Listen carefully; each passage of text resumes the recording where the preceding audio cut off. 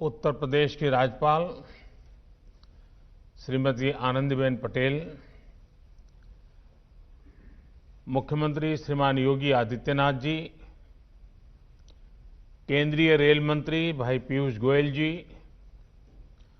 संसद में मेरे सभी सहयोगीगण, यूपी सरकार के मंत्रीगण, कार्यक्रम से जुड़े अन्य सभी वरिष्ठ महानुभाव, भाइयों और बहनों, आज का दिन भारतीय रेल के गौरवशाली अतीत को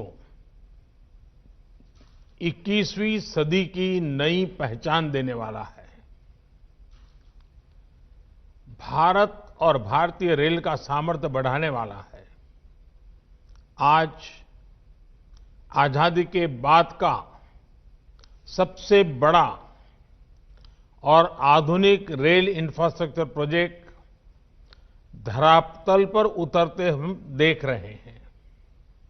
साथियों, आज जब खुर्जा भाऊपर फ्रेट कॉरिडोर रूट पर जब पहली मालगाड़ी दौड़ी तो उसमें नए भारत की, आत्मनिर्भर भारत की गूंज और गर्जना स्पष्ट सुनाई दी। प्रयागराज में ऑपरेशन कंट्रोल सेंटर भी नए भारत के नए सामर्थ्य का प्रतीक है। ये दुनिया के बेहतरीन और आधुनिक कंट्रोल सेंटर में से एक है और ये सुनकर किसी को भी गर्व होगा कि इसमें मैनेजमेंट और डेटा से जुड़ी जो टेक्नोलॉजी है वो भारत में ही तैयार की गई है। भारतीयों ने ही उसको तैयार किया है। भाइयों और बहनों, इंफ्रास्ट्रक्चर किसी भी राष्ट्र के सामर्थ्य का सबसे बड़ा स्रोत होता है। इंफ्रास्ट्रक्चर में भी कनेक्टिविटी राष्ट्र की नसें होती हैं, नाड़ियां होती हैं। जितनी बेहतर ये नसें होती हैं, उतना ही स्वास्थ्य और सामर्थ्यवान कोई राष्ट्र होता है। आज जब भारत दुनिया की बड़ी आर्थिक ताकत बनने के रास्ते पर की तरफ तेजी से आगे बढ़ रहा है, तब बेहतरीन कनेक्टिविटी देश की प्राथमिकता है। इसी सोच के साथ बीते 6 सालों से भारत में आधुनिक कनेक्टिविटी के हर पहलू पर फोकस के साथ काम किया जा रहा है। हाईवे हो, रेलवे हो, एयरवे हो, वाटरवे हो या फिर हाईवे, आर्थिक रफ्तार के लिए जरूरी इन पांचों पहियों को ताकत दी जा रही है, गति दी जा रही है। ईस्टर्न डेडिकेटेड फ्रेट कॉरिडोर, इसके एक बड़े सेक्शन का लोकार्पण भी इसी दिशा में बहुत बड़ा कदम है। साथियों, ये डेडिकेटेड फ्रेट कॉरिडोर, इनको अगर सामान्य बोलचाल की भाषा में कहें तो मालगाड़ियों के लिए बने विशेष ट्रैक हैं, विशेष व्यवस्थाएं हैं। इनकी जरूरत आखिर देश को क्यों पड़ी? हमारे खेत हो, उद्योग हो या फिर बाजार, ये सब माल ढुलाई पर निर्भर होते हैं। कहीं कोई फसल उगती है, उसको देश के अलग अलग हिस्सों में पहुंचाना पड़ता है। एक्सपोर्ट के लिए बंदरगाहों तक पहुंचाना पड़ता है। उसी तरह उद्योगों के लिए कहीं से कच्चा माल समंदर के रास्ते से आता है। उद्योग से बना माल बाजार तक पहुंचाना होता है या फिर एक्सपोर्ट के लिए उसको फिर बंदरगाहों तक पहुंचाना पड़ता है। इस काम में सबसे बड़ा माध्यम हमेशा से ही रेलवे रही है। जैसे जैसे आबादी बढ़ी, अर्थव्यवस्था बढ़ी, तो माल ढुलाई के इस नेटवर्क पर दबाव भी बहुत बढ़ता गया।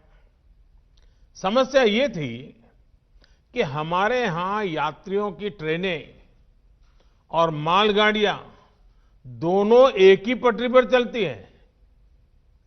मालगाड़ी की गति धीमी होती है। ऐसे में मालगाड़ियों को रास्ता देने के लिए यात्री ट्रेनों को स्टेशन पर रोका जाता है। इससे पैसेंजर ट्रेन भी समय पर नहीं पहुंच पाती है और मालगाड़ी भी लेट हो जाती है। मालगाड़ी की गति जब धीमी होगी, जगह जगह रोक टोक होगी, तो जाहिर है ट्रांसपोर्टेशन की लागत ज्यादा होगी। इसका सीधा असर हमारे खेती, खनिज उत्पाद और औद्योगिक उत्पादों की कीमत पर पड़ता है। महंगे होने के कारण वो देश और विदेश के बाजारों में होने वाली स्पर्धा में टिक नहीं पाते हैं, हार जाते हैं। भाइयों और बहनों, इसी स्थिति को बदलने के लिए फ्रेट कॉरिडोर की योजना बनाई गई। शुरू में 2 डेडिकेटेड फ्रेट कॉरिडोर तैयार करने की योजना है। पूर्वी डेडिकेटेड फ्रेट कॉरिडोर पंजाब के औद्योगिक शहर लुधियाना को पश्चिम बंगाल के दानकुनी से जोड़ रहा है। सैकड़ों किलोमीटर लंबे इस रूट में कोयला खाने हैं, थर्मल पावर प्लांट है, औद्योगिक शहर है। इनके लिए फीडर मार्ग भी बनाए जा रहे हैं। वहीं पश्चिमी डेडिकेटेड फ्रेट कॉरिडोर महाराष्ट्र में जेएनपीटी को उत्तर प्रदेश के दादरी से जोड़ता है।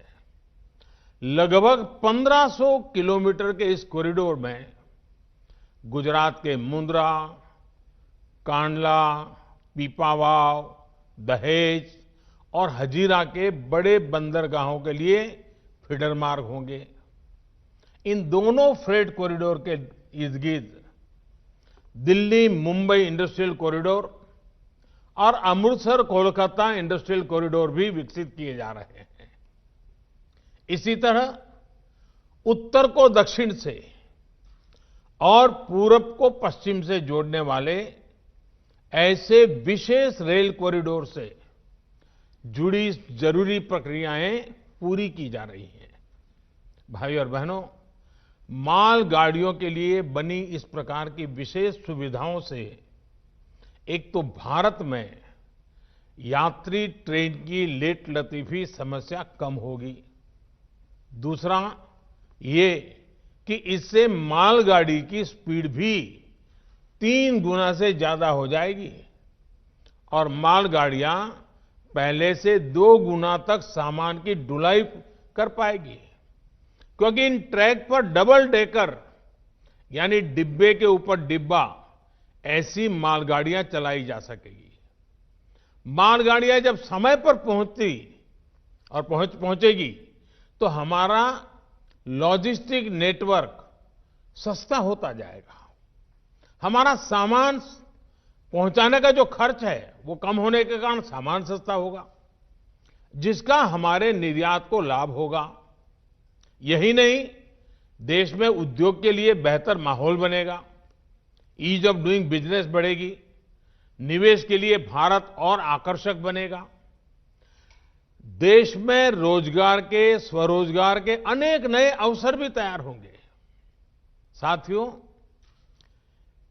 ये फ्रेट कॉरिडोर आत्मनिर्भर भारत के बहुत बड़े माध्यम बनेंगे। उद्योग हो, व्यापार कारोबार हो, किसान हो या फिर कंज्यूमर, हर किसी को इनका लाभ मिलने वाला है। लुधियाना और वाराणसी का कपड़ा निर्माता हो या फिरोजपुर का किसान, अलीगढ़ का ताला निर्माता हो या राजस्थान का संगमरमर कारोबारी,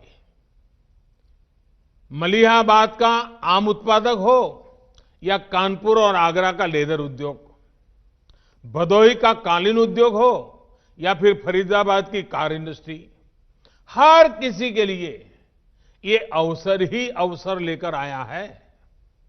विशेष तौर पर औद्योगिक रूप से पीछे रह गए पूर्वी भारत को ये फ्रेट कॉरिडोर नई ऊर्जा देने वाला है।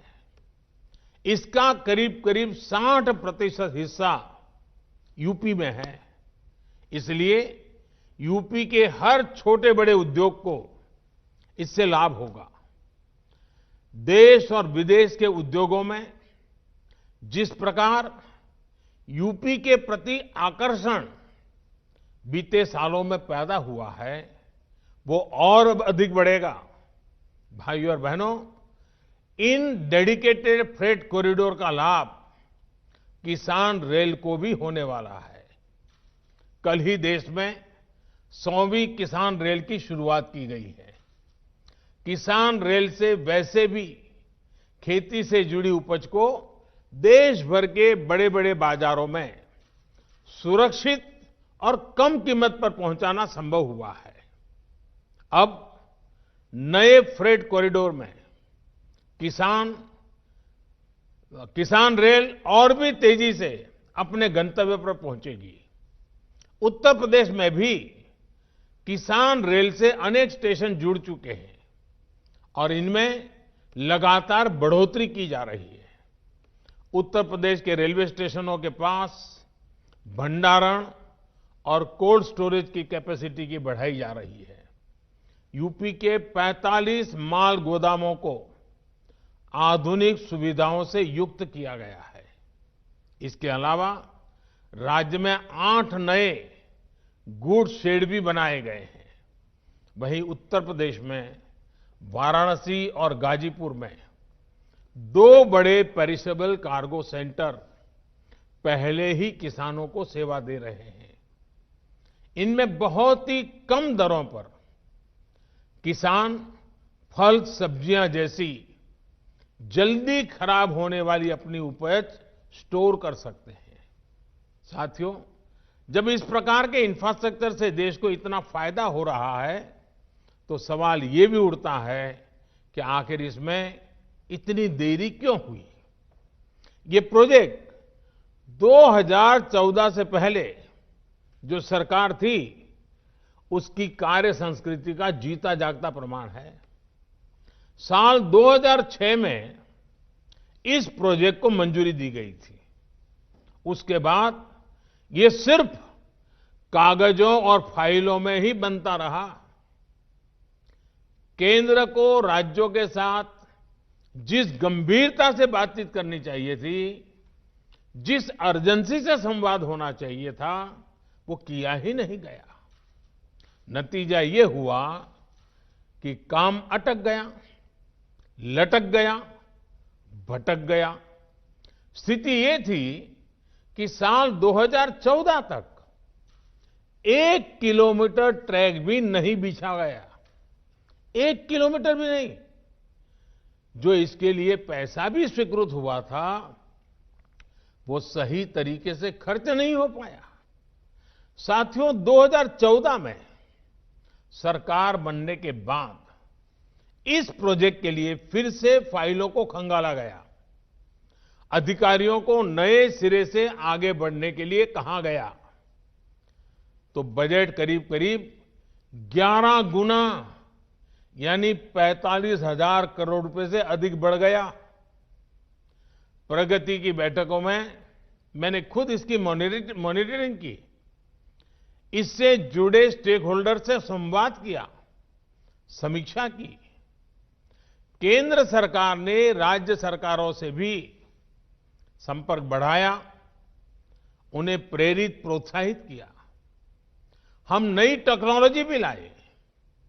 इसी का परिणाम है कि करीब 1100 किलोमीटर का काम अगले कुछ महीनों में पूरा हो जाएगा। सोचिए, 8 साल में एक भी किलोमीटर नहीं और 6-7 साल में 1100 किलोमीटर। भाइयों और बहनों, इंफ्रास्ट्रक्चर पर राजनीतिक उदासीनता का नुकसान सिर्फ फ्रेट कॉरिडोर को ही नहीं उठाना पड़ा है, पूरे रेलवे से जुड़ा सिस्टम ही इसका बहुत बड़ा भुक्तभोगी रहा है। पहले फोकस ट्रेनों की संख्या बढ़ाने पर रहता था ताकि चुनाव में उसका लाभ मिल सके, लेकिन जिस पटरियों पर ट्रेन को चलाना था उन पर निवेश ही नहीं किया जाता था। रेल नेटवर्क के आधुनिकीकरण को लेकर वो गंभीरता ही नहीं थी। हमारी ट्रेनों की स्पीड बहुत कम थी और पूरा नेटवर्क जानलेवा मानव रहित फाटकों से भरा हुआ था। साथियों, हमने 2014 के बाद इस कार्यशैली को बदला, इस सोच को बदला। अलग से रेल बजट की व्यवस्था को खत्म करते हुए हमने ऐलान करके भूल जाने वाली राजनीति को बदला। हमने रेल ट्रैक पर निवेश किया, रेलवे नेटवर्क को हजारों मानव रहित फाटकों से मुक्त किया, रेलवे ट्रैक को तेज गति से चलने वाली ट्रेनों के लिए तैयार किया, रेलवे नेटवर्क के चौड़ीकरण और बिजलीकरण दोनों पर फोकस किया। आज वंदे भारत एक्सप्रेस जैसी सेमी हाई स्पीड ट्रेन भी चल रही है और भारतीय रेल पहले से कहीं अधिक सुरक्षित भी हुई है। साथियों, बीते सालों में रेलवे में हर स्तर पर रिफॉर्म्स किए गए हैं। रेलवे में स्वच्छता हो, बेहतर खाना पीना हो या फिर दूसरी सुविधाएं, फर्क आज साफ नजर आता है। इसी तरह रेलवे से जुड़ी मैन्युफैक्चरिंग में भारत ने आत्मनिर्भरता की बहुत बड़ी छलांग लगाई है। भारत आधुनिक ट्रेनों का निर्माण अब अपने लिए भी कर रहा है और निर्यात भी कर रहा है। यूपी की ही बात करें तो वाराणसी स्थित लोकोमोटिव वर्क्स भारत में इलेक्ट्रिक इंजन बनाने वाला बड़ा सेंटर बन रहा है। रायबरेली की मॉडर्न कोच फैक्ट्री को भी बीते 6 सालों में डेंटिंग पेंटिंग की भूमिका से हम बाहर निकाल कर लाए हैं। यहां अब तक 5000 से ज्यादा नए रेलवे कोच बन चुके हैं। यहां बनने वाले रेल कोच अब विदेशों को भी निर्यात किए जा रहे हैं। भाइयों और बहनों, हमारे अतीत के अनुभव बताते हैं कि देश के इंफ्रास्ट्रक्चर के विकास को राजनीति से दूर रखा जाना चाहिए। देश का इंफ्रास्ट्रक्चर किसी दल की विचारधारा का नहीं, देश के विकास का मार्ग होता है। ये 5 साल की पॉलिटिक्स का नहीं, बल्कि आने वाली अनेकों पीढ़ियों को लाभ देने वाला मिशन है। राजनीतिक दलों को अगर स्पर्धा करनी ही है तो इंफ्रास्ट्रक्चर की क्वालिटी में स्पर्धा हो, स्पीड में स्पर्धा हो, स्केल को लेकर के स्पर्धा हो। मैं यहां एक और मानसिकता का भी जिक्र करना जरूरी समझता हूं, जो अक्सर हम प्रदर्शनों और आंदोलनों के दौरान देखते हैं। ये मानसिकता देश के इंफ्रास्ट्रक्चर को, देश की संपत्ति को नुकसान पहुंचाने की है। हमें याद रखना चाहिए कि इंफ्रास्ट्रक्चर, ये संपत्ति किसी नेता की, किसी दल की, किसी सरकार की नहीं है। ये संपत्ति देश की है, ये संपत्ति आपकी है, देश के नागरिकों की है। हमारे हर गरीब का, हर करदाता का, मध्यम वर्ग का, समाज के हर वर्ग का इसके पीछे पसीना लगा हुआ है, उसका पैसा लगा हुआ है। गरीब ने अपने पेट काट करके पैसा दिया है, तब सब बनता है। इसको लगने वाली हर चोट देश के गरीब, देश के सामान्य जन को चोट है। इसलिए अपना लोकतांत्रिक अधिकार जताते हुए हमें अपने राष्ट्रीय दायित्व को भी नहीं भूलना चाहिए।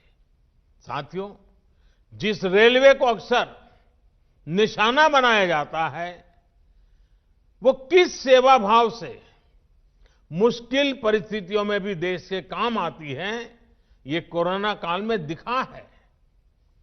मुश्किल में फंसे श्रमिकों को अपने गांव तक पहुंचाना हो, दवा और राशन को देश के कोने कोने तक ले जाना हो, या फिर चलते फिरते कोरोना अस्पताल जैसी सुविधा देना हो, रेलवे के पूरे नेटवर्क का, सभी कर्मचारियों का ये सेवा भाव देश हमेशा याद रखेगा। यही नहीं, इस मुश्किल समय में रेलवे ने बाहर से गांव लौटे श्रमिक साथियों के लिए 1 लाख से ज्यादा दिनों का रोजगार भी सृजित किया है। मुझे विश्वास है कि सेवा, सद्भाव और राष्ट्र की समृद्धि के लिए एक निष्ठ प्रयासों का ये मिशन अनवरत चलता रहेगा। एक बार फिर यूपी सहित देश के तमाम राज्यों को फ्रेट कॉरिडोर की नई सुविधा के लिए अनेक अनेक शुभकामनाएं देता हूं और रेलवे के सभी साथियों को भी शुभकामनाएं देने के साथ साथ उनसे भी आग्रह करूंगा कि इस फ्रेट कॉरिडोर का आगे का काम भी हमें तेज गति से चलाना है। 2014 के बाद जो गति हम लाए थे, आने वाले दिनों में उससे भी ज्यादा गति लानी है। इसलिए मेरे रेलवे के सारे साथी जरूर देश की आशा अपेक्षा पूरी करेंगे। इस विश्वास के साथ आप सबको बहुत बहुत बधाई, बहुत बहुत धन्यवाद। सादर आभार माननीय प्रधानमंत्री जी।